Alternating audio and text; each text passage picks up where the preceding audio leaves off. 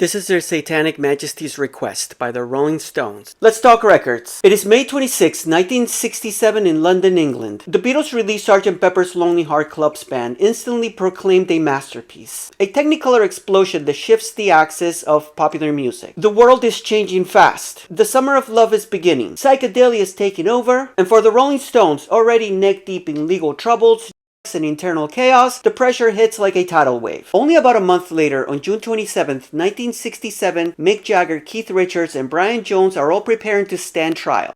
Busts at Redlands have thrown their lives into turmoil. Brian is growing more unstable. The band is fractured. Sessions for the next album crawl forward in tiny bursts between court hearings. And yet, in the middle of all this madness, the Stones decide to answer back. If the Beatles have Sgt. Pepper's, the Stones will make something of their own. Something trippy, strange, ambitious, maybe even competitive. The result is the most unusual record in their entire catalog. Brian Jones, once the band's driving force, floats in and out. But when he shows up, he brings magic. Mellotron, sitar, dulcimer, recorder, theremin, anything he can get his hands on. Producer Andrew Loog Oldham quits during sessions, exhausted by the chaos. The Stones decide to self-produce, something they've never done before. The band is drifting, but somehow the music becomes a strange psychedelic mosaic. Released with an iconic 3D lenticular photo shot by Michael Cooper, the same photographer for Sgt. Pepper. The cover shows the Stones in full psychedelic regalia. Hidden throughout are cheeky Beatles references, like tiny photos of the Fab Four tucked in the flowers. Their